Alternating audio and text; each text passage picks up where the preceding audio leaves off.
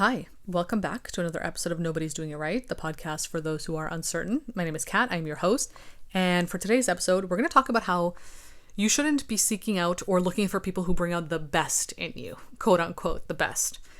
And obviously controversial to say, but what I mean by that is, instead of looking for people who bring out this idealized version you might have of yourself in your head, what you think is your best self, instead of looking for people who make you have to perform that way all the time, look for people who bring out the most neutral part of you, the part of you that can coexist within the good and the bad, because you're a human.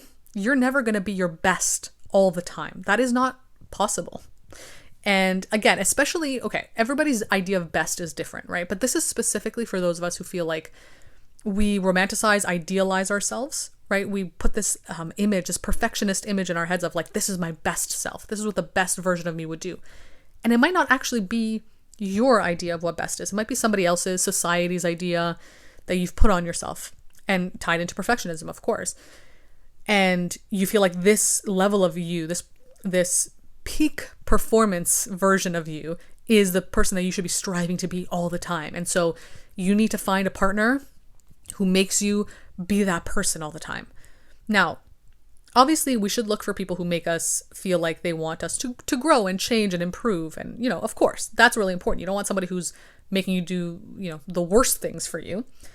But at the same time, I think if we chase people who we think will make us bring out this idealized fantasy version of our best selves, right? Not the actual best self that exists in balance, but this idealized version that we have in our own heads. If we only chase people like that and we look for people like that who make us feel that way, I think inevitably what will happen is you will find somebody who you might pedestalize as this idealized version too, because you feel like, okay, I have to be my ideal version to match them.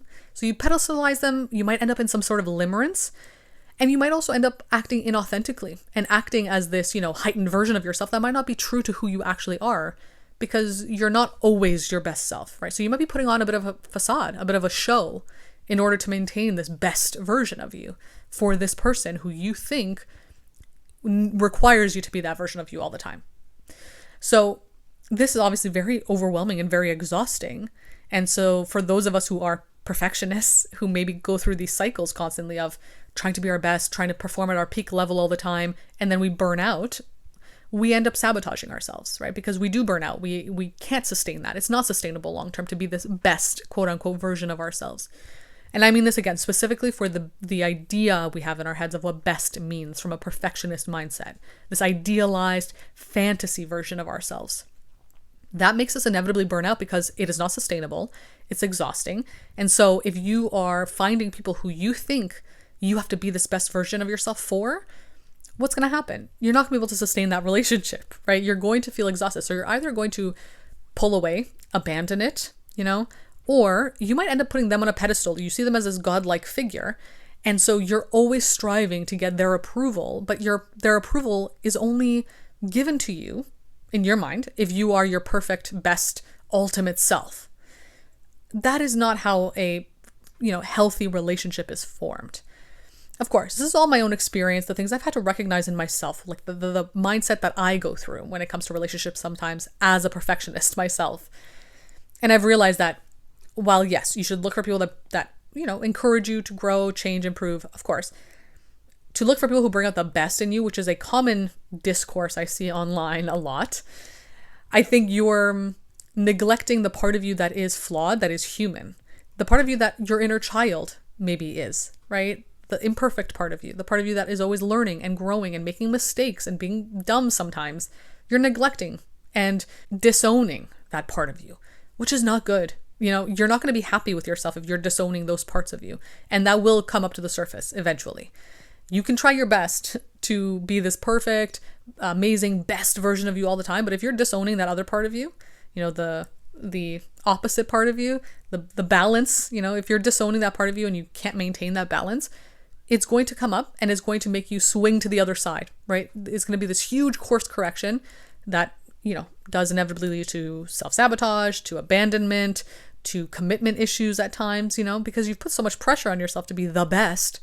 And now you found someone who forces you to be the best all the time. That's not sustainable. You can't do that. That's exhausting. And it's just not kind to yourself. It's not kind to only seek out people that you think will only give you approval if you are this ultimate, best, fantasy, idealized version of yourself. That's not nice to you. You have to merge the two parts of you. Yes, there are times where you will be at peak performance. You'll be doing great. You'll be changing and improving and growing and all those things. And at times you will also not be those things because that's part of life and that's okay. You won't always be your best. Sometimes you will be your worst and that's part of the process. And it's okay to be in your worst sometimes. You do need that balance. And that's something that I've struggled a long time in my life to accept about myself, that the worst of me is part of also the best of me. And to be your worst, if you are in a slump, if you are in your worst place right now, whatever that is for you, that doesn't mean that that's totally who you are. You know, it's not all encompassing of who you are. It's just part of you. It is part of the balance of being a human being. So sometimes you will be in your worst. And that's why I think rather than seeking out someone who brings out the best, quote unquote, in you, that you think brings out the best in you or forces you to be this best idealized version, seek out somebody who brings out the most neutral part of you. When you are around someone and you feel like you don't have to perform, you feel like you don't have to be this best person or best version of yourself, or you don't have to lead with all your successes all the time. If you're around a person like that, I think that's a better strategy in terms of finding a dynamic and relationship that is healthy and sustainable, right? Sustainability is the key there, because you can put on a show, put on a performance, but that's not going to last long term. And what'll happen is it'll then reinforce those self-limiting beliefs you have when it fails because it's not sustainable. So finding someone who brings out that neutral part of you, that balanced part of you, that you don't feel like you have to perform around, that you don't feel maybe the nervousness of, you know, like, are they going to approve of me? Are they not? Somebody who you don't really care about in that sense, like don't care about having to be approved of necessarily. That's really important to seek out. But of course, it's less fun to seek out those people than it is to seek out people who you have to, like, you know, prove yourself to. Like, will they choose me? Will they not choose me? Like, I get that from my, from that headspace, the butterflies, the spark, all that. It is more exciting. It feels more exciting. But I think that excitement is also tied to fear and anxiety, right? Like those two feelings and emotions get conflated. It's not really excitement. It's more like anxiety. Like, are they going to choose me? Am I going to be loved and approved of? And I think that happens more when you are aiming to be chosen by someone who you have to be the best for all the time. That's exhausting. It's overwhelming. And it's not nice to you.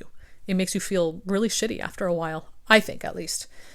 So instead, aim to find someone who makes you feel neutral, who brings out both parts of you, that you can be both parts of yourself with, that you can show up in your greatness, in whatever you really love about yourself, and you're growing and improving, and you're, you know, doing the habits that you think are really good for you, and also who you can share that you are feeling really awful right now, or you've done something really shitty, and you feel, you know, not your best.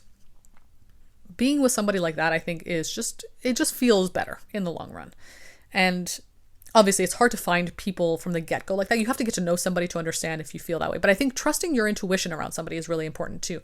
Trusting your feeling around somebody and asking yourself, okay, is this feeling that I'm getting from them derived from a sense of fear within me or a sense of love for myself?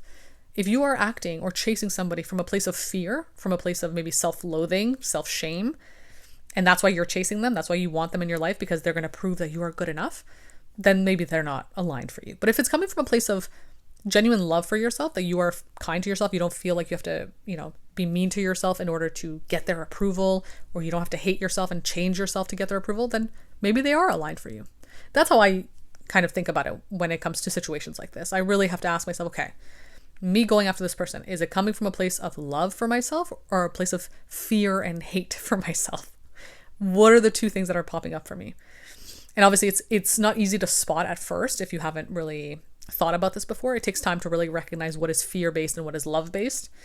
But that's what's worked for me. And that's why I think it's not necessarily beneficial to always seek out someone who brings out the best in you, which is a common discourse online that we see a lot. Like, this person should be bringing out the best in you all the time. It's like, you're not going to be your best all the time. You're going to be awful sometimes. And that's part of life, and it's okay. And of course, hold yourself accountable, make the changes you need to, don't necessarily always wallow in that, even though I think sometimes it's okay to do that too, right?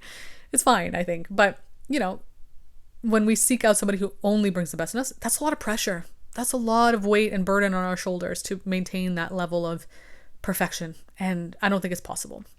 And the irony is that person might not actually even want you to be the best version of yourself all the time. It might just be a pressure you're putting on yourself.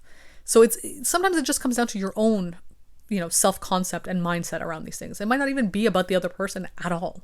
They might not at all be putting that pressure on you, but you've put it on yourself because in your mind, they're the kind of person that would want this, right? So you've, pedestalized them, idealized them, made them into this godlike figure, and now you've put all this pressure on you for no reason.